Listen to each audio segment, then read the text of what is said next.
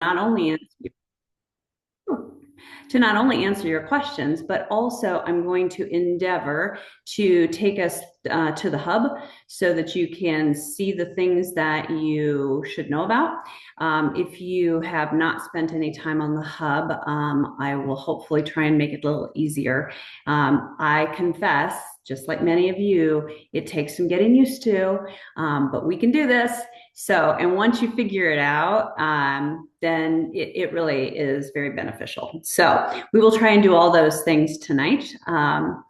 Yeah, type those questions in the chat or save them up till the end. Either way is fine. All right, so obviously we're doing local chapter corresponding secretary training. So we really, really want to emphasize how grateful we are that you said yes to P.E.O, that you are willing to serve as a chapter officer and the corresponding secretary. Certainly this office depends on your accuracy and timeliness. You are in charge of records, and we need to make sure that you are maintaining current and valid information about all our members. We all know how frustrating it is when we try and track somebody down and we don't have the right email or we don't have the right mailing address. And so it really is helpful when we have people at the local level being able to update the hub and all of our records. So we're going to review the tools available to execute your responsibilities and also the forms and processes that we're going to use when you are reporting that membership activity. So we're going to get started first by understanding that there are three parts, three areas that we're going to talk about today. The first is the tools and tips. I always want to say tips and tricks, but so maybe it's a little bit of tricks, but also tools and tips for fulfilling your responsibilities.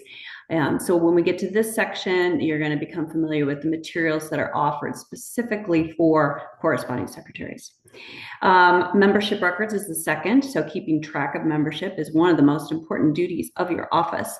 So that section will acquaint you with the key reports that you're going to use to ensure that the membership records are current and accurate. And then the third part that we're going to address tonight is the report of election and installation of officers. So following the first meeting in March, the corresponding secretary reports the elected and installed members onto the P.E.O hub. So those changes should be submitted if an officer is replaced during the year at the time of the replacement. So you may have to do this at other times in the year. It is also possible if you're new to this position that maybe you and your outgoing corresponding secretary work through this together. Or maybe you got super lucky and she did it for you before she left. But these are the three areas that we are going to cover. All right, so the first area is the tools. A key recommendation for all officers is to participate in that officer transition meeting soon after you've been elected or installed. So hopefully at this point, everybody has been elected. You may or may not all have been installed. But such a meeting with the person that you're replacing is going to be the best way that you can get proficient in your duties more quickly and really have that hands-on learning experience. Sometimes the person that you're succeeding may not have all the answers, right? And that's okay. Maybe something didn't come up during her tenure, like reinstatement or something. So we're going to go through all of the other ways that you can learn about your responsibilities. So we want you to become familiar with the P.E.O Constitution, the instructions to officers of local chapters, and we call that the IOLC. One thing that never ceases to amaze me is how many acronyms we can have in P.E.O. So the IOLC is important. So you do want to make sure that you are accessing that information. Both of those, the Constitution and the IOLC, are available on the P.E.O hub. And reporting membership activity is also then completed within that P.E.O hub. And we're going to talk about that, like I said, in a little bit. So in the Constitution, you'll specifically want to go to Article 5, Section 5, that details the instructions for your duties as the corresponding secretary. You are also going to want to look at the state, provincial, and district chapter bylaws. That's another acronym, the SPDs. And so that's important information that you will have in your chapter materials. All right. So we've reviewed the tools that are available for corresponding secretaries, but we need to discuss some of the tips for performing your actual duties. So the corresponding secretary's monthly report to the chapter is a very easy form to fill out, and we'll take a look at that if you haven't seen it already, but we'll take a look at that on the hub. It's very easy, but keep in mind that if you are in a chapter that has more than one meeting a month, you only read the monthly report at the first meeting of the month. All right, first regular meeting of the month. One thing that I think is really helpful is when you are reading a piece of correspondence, state the name of the sender before you go ahead and read the letter. We had that come up just at our last meeting where someone had decided to transfer. And so the person is reading the letter, and it's a lovely letter, and we're all like, oh my gosh, who is this? And we're hardly listening to what's being said because we didn't know who even sent the letter. So save the suspense and just tell everybody up front who the sender is. All electronic correspondence received by the corresponding secretary does need to be or can be distributed to the entire chapter prior to the meeting if you want to. And then you can simply reference those things in your report and read or outline some of that correspondence ahead of time. That is often what happens, certainly at my chapter, Chapter OQ here in Des Moines, when we are looking at the updates and reminders. So the presidents and technology chairs receive from Iowa State chapter a monthly updates and reminders, and it has what we hope are a lot of really good information. Now, it's not every single piece is relevant for every single member in your chapter, so you have to be a little selective, and you and your president can work out ahead of time whether you're going to read parts of the updates and reminders or whether that is going to be read by another officer or committee member. So we want to make sure that we are providing the correspondence that's requiring chapter action to the president after it's been read. So once you read something like a request for reinstatement, right, you give that to the president so that she has that for her records. Sometimes there will be nothing to report. And so if you have not had any correspondence received or you have not sent any correspondence, the appropriate response is no correspondence was sent or no correspondence was received. And that's important. I mean, you actually have to give the report like that. You don't just say no report. The report is we didn't receive or send any correspondence. So when a member transfers to another chapter, a notification email is sent to you as her previous chapter. And when that is received, then you need to read that at the next regular meeting. That's transfers out. Then we're going to talk about reinstatement and transfers in. So a letter of acceptance for an invitation to transfer and or a letter of reinstatement is read as the last item in your correspondence. You're going to read everything else first, right? Then the reinstatement date is the date upon which the reinstatement letter and the fee is received by the chapter. We have to have the money too. So that's the final date. The transfer or that reinstatement / transfer date is the date of the regular or the special meeting where you read that acceptance letter. So it doesn't matter what date they put on the letter, when they sent it or the postmark, it is when you read it at a regular or special chapter meeting. But again, make sure that you're not reading that note of reinstatement until you also have received the reinstatement fee. Those should be coming in the same envelope, but every once in a while that doesn't happen. Sometimes, for example, if your chapter is just collecting money by Venmo, right, we need to make sure that both of those things have been accomplished.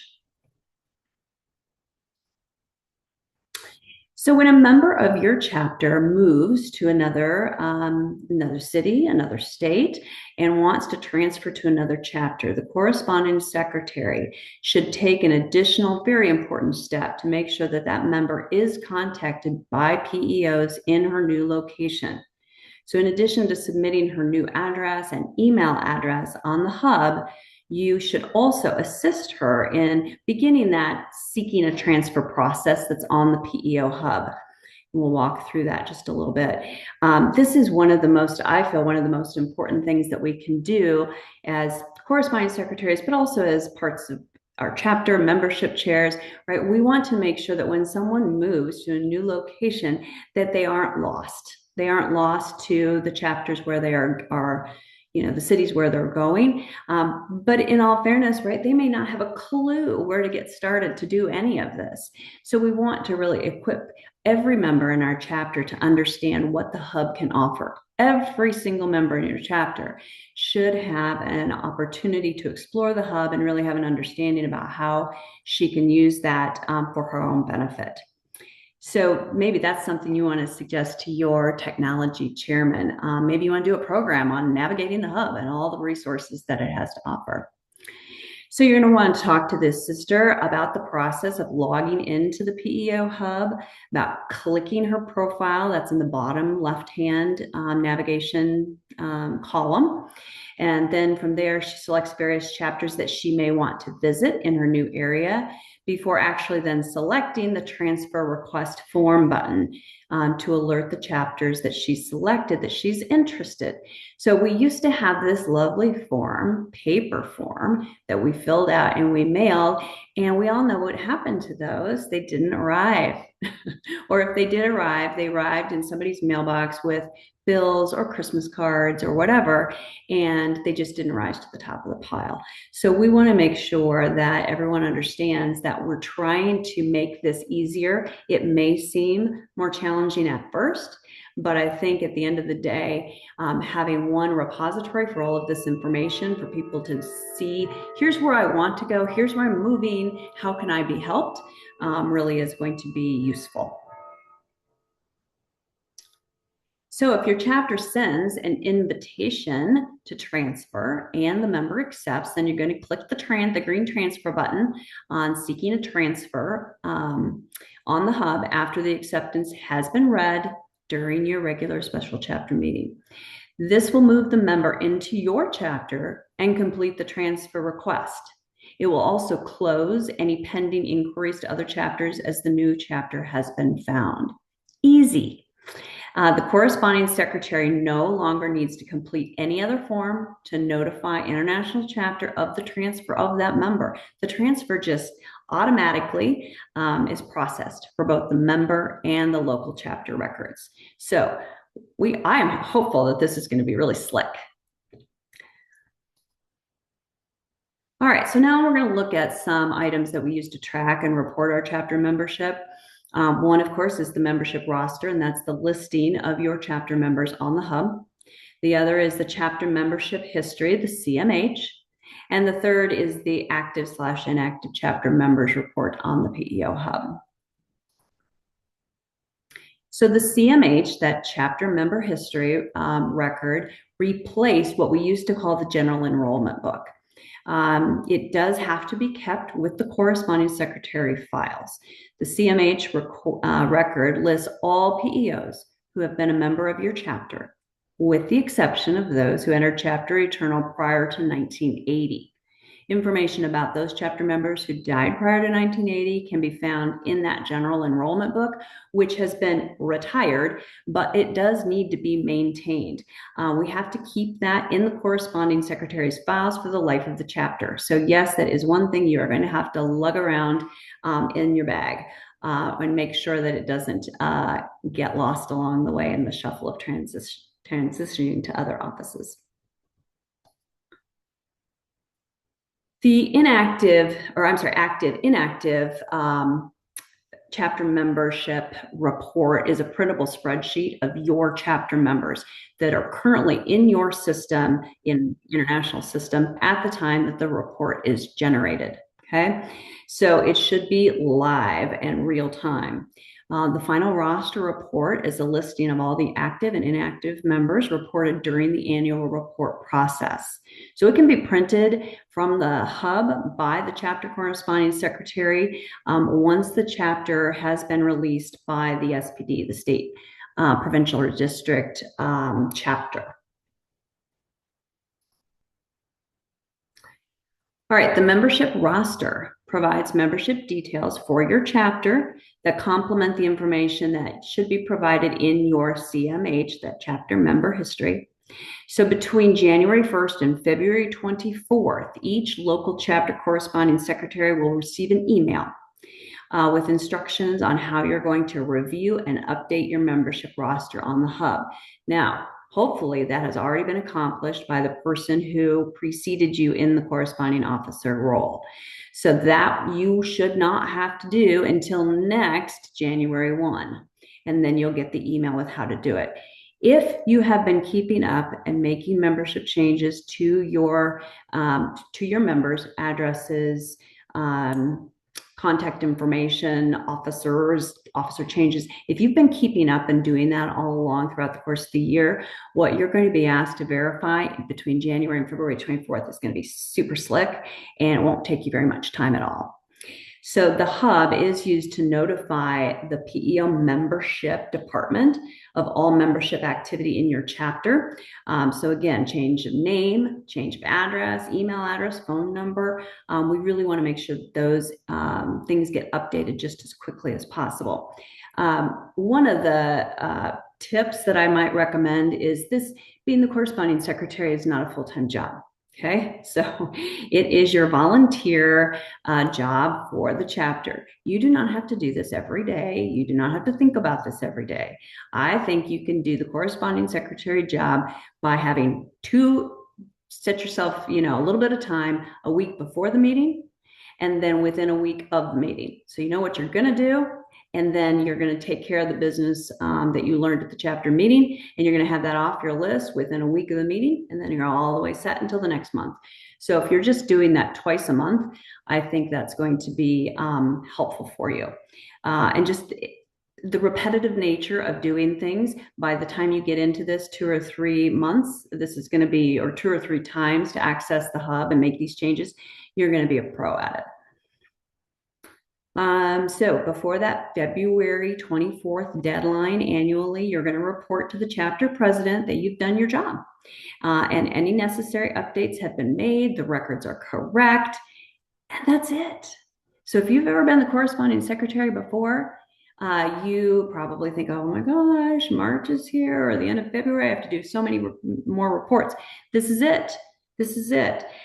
So when you review online your annual duties, you complete this review, your annual duties are complete. You are not required to submit an electronic report any longer. Annual duties. All right, so we're going to review the chapter membership roster. We're going to correct any discrepancies and complete any missing information. We are going to report the election of officers in your chapter. Even if your officers continued, you'll see your president, for example, continued for a second year, you still have to report that, go into it and make that report again for the current year so that it shows up as this is the president for 26-27. And as I've mentioned a couple of times, you want to make sure that if there is a mid-year vacancy, that you take care of updating that officer report at that time. You want to complete the local chapter report of project chairs. That can also be updated throughout the year. I know, for example, in my chapter, our officers are all new right now, but our committees don't change until our yearbook changes, which doesn't happen in our chapter until August. We're on more of that school calendar, and so our committees don't need to be updated right now. But when the new yearbook comes out at the end of July, then the corresponding secretary would need to go in and make those committee changes. You also want to make sure, this is really important, that we know exactly who the convention delegate and alternate is going to be. So make sure that that information is also updated on the hub. In the odd number years, you're also going to report if you have a nominee to the international convention. That doesn't happen for everybody and certainly doesn't happen every year. So that's not something that many people will need to know. We will have a an international chapter in 2027. So we will need to know, and you'll know if your chapter has a delegate. So you'll report all of these things on the P.E.O hub under the leadership tab of your chapter. All right. The president of the chapter will receive a notice each March 1st as a backup reminder. I always recommend that notice, usually by email, is printed. Yep, a little old school, but let's print it and put it in the folder so that we know that we have checked the box. Okay, so let's review the key points about duties and responsibilities. Tools and tips for fulfilling your responsibility. Most of the instructional material and forms that you need to fulfill your duties are going to be available in the hub. So encourage you to become familiar with information regarding the corresponding secretary duties. Again, that's in the Constitution and the IOLC. So your own chapter bylaws and standing rules are also going to be very important for you to know, but obviously you're not going to be getting those from the hub. Membership records are vital for corresponding secretaries. It really is essential that membership activity be reported on a timely basis. So really encourage you, if you can spend just, even an hour on Saturday morning or something, just playing around on the hub and clicking into things, try to find some things, make some stuff up, see if you can find things. Because only with that kind of trial and error do you really get to understand the hub and know where to locate things more effortlessly. And then when you really need something, it won't be hard to find. And then annually review the chapter membership as directed by international chapters. So the election of officers and delegates to conventions, the appointment of the project chairs are going to be reported online. I'm going to be, for those of you who maybe don't know this, I am the person on the state board that sends out the updates and reminders monthly to every president and every technology chair. So I'm going to be running a new report before they are sent out for the April local chapter meetings.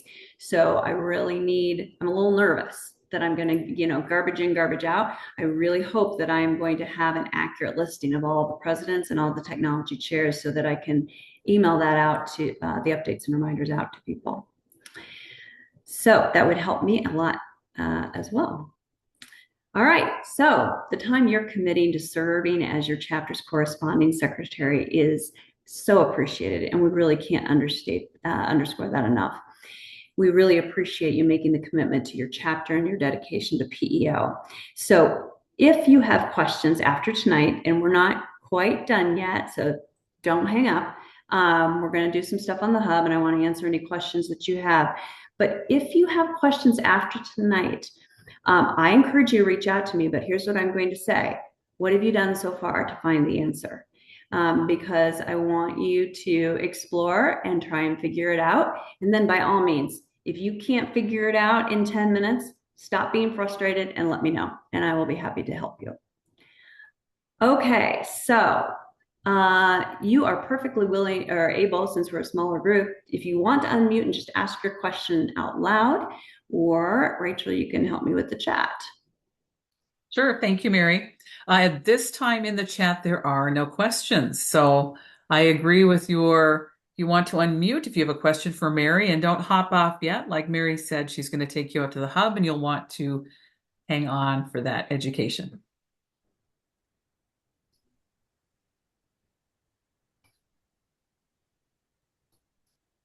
This is Barb. I have a question about entering the new officers. When I did that, it said 2025 to present, but do I need to change that then to 2026 under the officer name? Yes, I was under the impression that that would happen automatically, that once you pressed enter, that it would load for the current year. Okay. I'll check back. The reason I didn't change it was because they were continuing in office, and I thought, well, that's right. that they Yes. No, but you should change that date. Okay. Even if this is their second year of their term. Okay, thank you. Mm-hmm. We do have a question. Is technology chair a new position on the board? So technology chair, if you're talking about a local chapter office, it is an appointment, a committee chair. It is not one of the installed officers. For the state board, we have a Kristen Smith is a past president of Iowa State chapter who serves as our technology assistant. I don't know what her official title is other than like technology guru, but she's awesome. And she is very willing to help anyone out with technology-based questions. So hopefully that answers that question. Can you enter more than one officer if it is a shared position? No. So you're going to install one person and you're going to list one person. So you're going to choose the person to install, and that's the person that you should identify on the hub as the main person. That does not mean that you can't have someone else being the co or the whatever, assistant, treasurer, however you want to do it. But one person needs to be installed and reported. Hi, Mary, it's Lisa. Hi. Hi. Do I need specific permission in order to make these edits on the website? Great question. Lisa is Chapter OQ's newest corresponding secretary. So, That's right. yeah. So you should be able to do that because that would have been reported by the previous outgoing corresponding secretary. So in theory, she should have made those changes. Sometimes it's a little hard for me to answer like who has access to what, because we have broader access than many of you do. So if you are not getting access, then reach out to me, any of you, reach out to me and we'll get it figured out. But hopefully by the nature of your position now, you should have that access going forward because it's been entered, you're an officer. So you should be able to see everything in your chapter profile. Okay, so just to clarify, so if I go into the chapter and go up to leadership, that's where I'm looking, or is there another place? Let me show you. Hang on. Okay.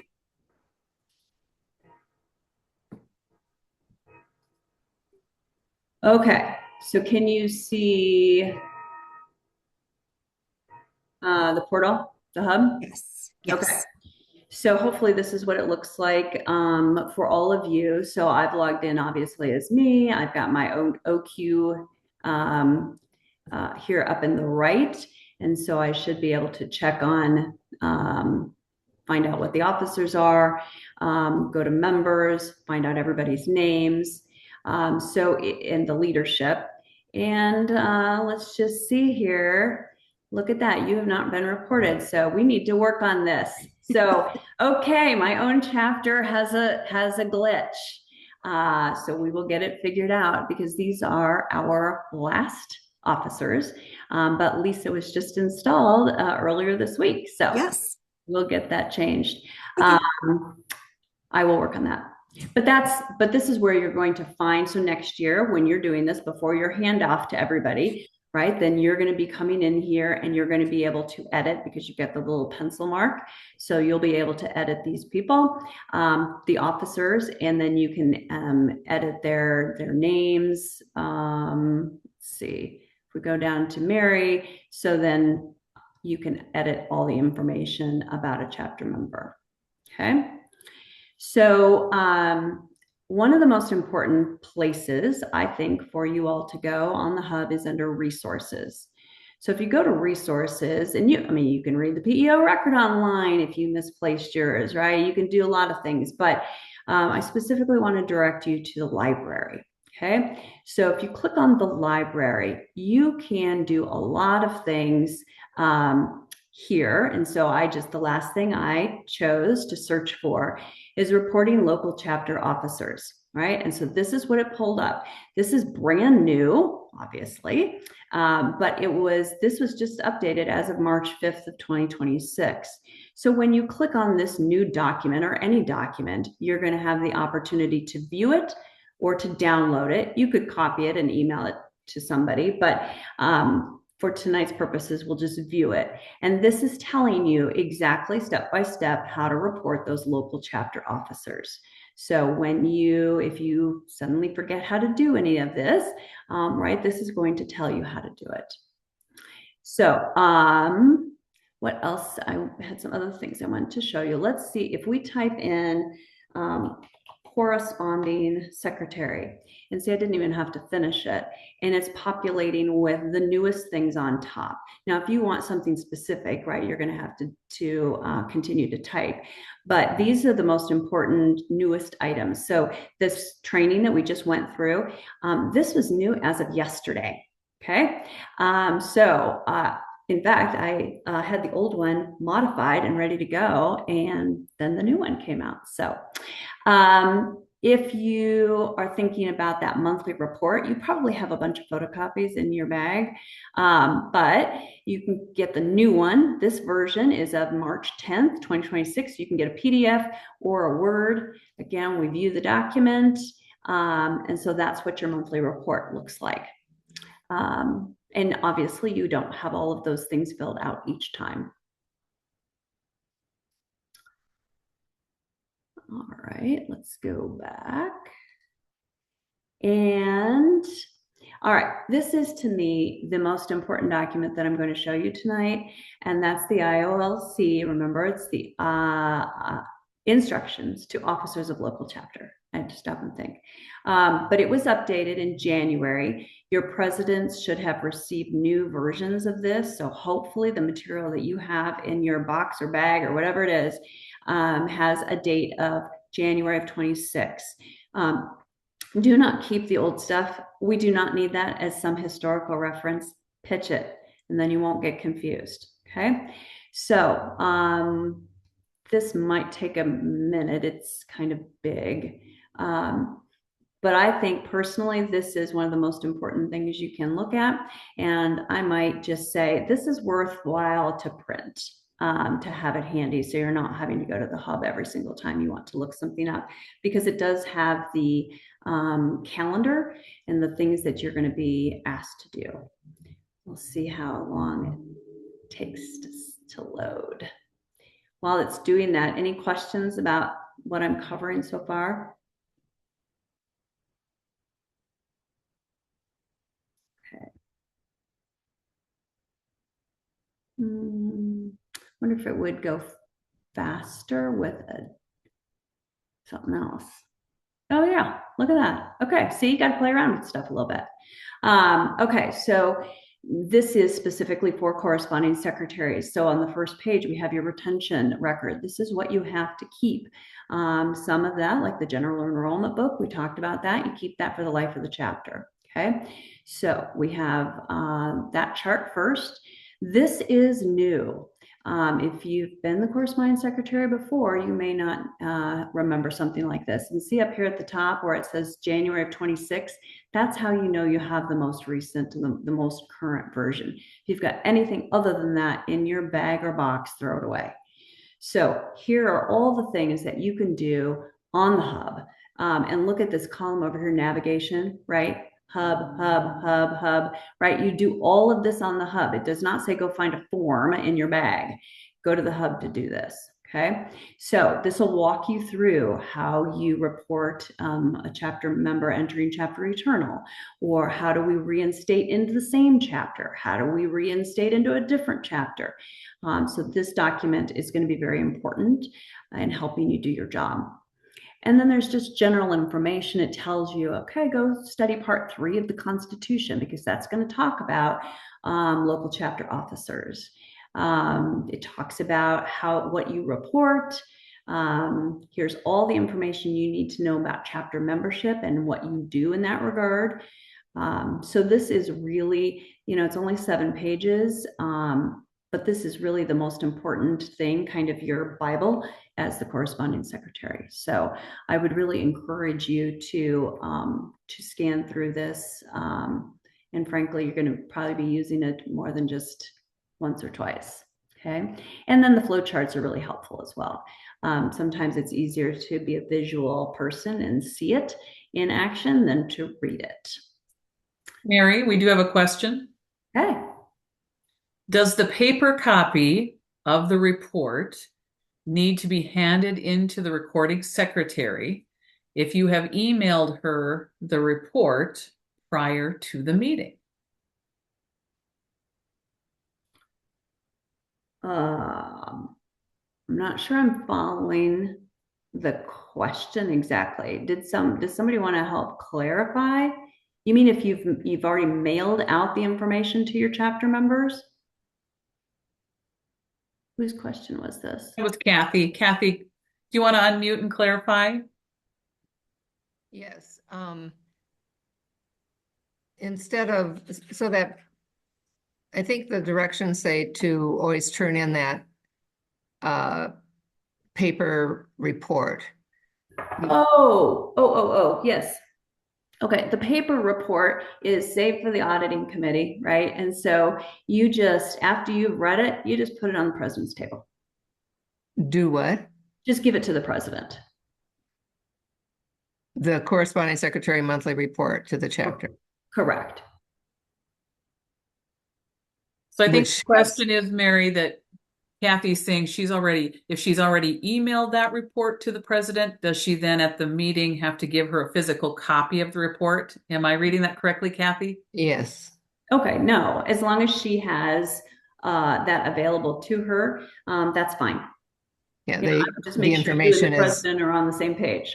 yeah, they're getting the information on the email instead. Yep, Okay. that's fine. That is just fine. Okay. We'll be smarter. We're gonna work smarter, not harder, right? Yep.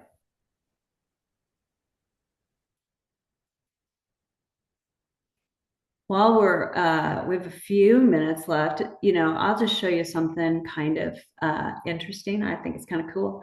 But under here on the resources, right? Library is our best friend, but P.E.O map. Okay, so this is kind of cool. I just learned about this, right? Let's say you want to know how many chapters there are within, your zip code. And so I'll type in my zip code. I'll say, oh, how many, 15 miles within my zip code. And we hit a search and look at that.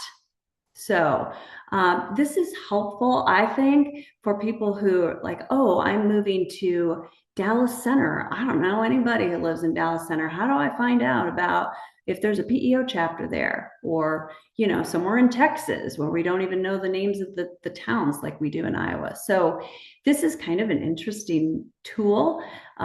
It also helps people think about, like, look, if the day and time of my current meeting aren't working for me, look at this. In Des Moines, there are 24 other chapters, right? So, we can get people to a date and a time that works best for them. So there are a lot of cool resources on the hub. You just have to play around a little bit. There's also, I would say, some leadership development tools that are excellent. So you can access goal settings, leadership for local chapter officers. Very, hopefully we don't have to know about managing conflict, right? But personal development, there's a lot of really good stuff here. So I definitely would encourage you to just get out and play around. Mary? Yes. Would you be able to teach us where to find the chapter membership history? That's CMH. Is that located under reports? No, because it's going to be your local chapter. Mm-hmm. So Yep. you're going to go up here to local chapters. See if I can do it. So, go to OQ. Oh, look, a lot of OQs. OQ Des Moines. And let's see, we've got resources. All right. And then you can also access the IOLC annual reports. I haven't actually done this, but I think review 2025 roster and dues forms. So this looks like it's not quite what you were asking, but this is what we paid. We've got our inactive members, active members. So you can see all of this information in your chapter. I think this is it. It just looks like, it's the Iowa roster and dues form. So I think this is what we're talking about. So you can learn all sorts of information about these people. Uh, Thank you. Yeah. View member history. Let's see. Oh, I thought I clicked on me, but I guess it's just whether you're active or inactive. So,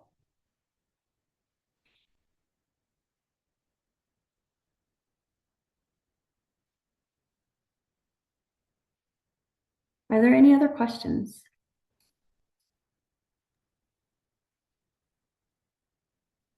They're a sharp group, Mary. It's awesome. Okay. All right. Now go spread the news about the hub and that it's not intimidating, and people can do it. And Lisa, I'm going to get a chapter OQ taken care of tonight, and then you'll be good to go. Sounds good. Yeah. Is there anything else I can help anybody else with? Okay. Well, thank you. Fantastic. And please do let the rest of your officer team know that we do have, this is the first of the trainings, but we have trainings coming up for the other positions as well. So make sure that people know that, and that they can get their questions answered live if they come to the real training. All right, ladies, good to see you all. Have a nice evening. Thank You too. you. Thank you. Bye-bye.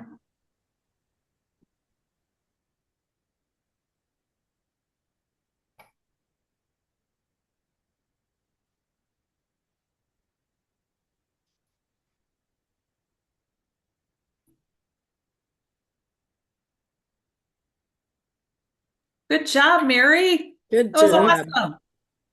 Well, I wish that there'd been more people, because I do think the hub can be kind of intimidating. Yeah, for people. sure. But But you did a great job. That was awesome. So we had 13, Very good. 13 total. Yep. oh, Yep. you know, out of 340 something, Not bad. you know. Right? Right. You So, know, it's okay. It'll be available for them to watch online. Exactly. so Exactly. I do have a question though, because they're certainly they can go to the hub and listen and read the script and the whole 9 yards. But we also just recorded that, right? So are Mhm. we posting this live version? That'll be up to, I'll talk to I Pam don't know. about it. It's an automatic setting with her setup. Oh, I okay. I didn't want to go in and touch any of her stuff. She's got a lot going on. So that's all that was about. We Yeah. have posted the last couple years because like especially for Answering the questions. treasurer, that one with Dawn, Mm-hmm. because the treasurer training that's provided does not match what we do because of Mhm. Dawn. Yeah. Um, so I think that when, at least if I remember right, Rachel, my first year on the board, not every local office had a training available to Right. watch. And That's correct. so that's why we did these. And like, I don't know, I have guard, chaplain, and recording secretary, and I don't know if they have anything on the hub or not. I'm gonna go in and look this weekend, because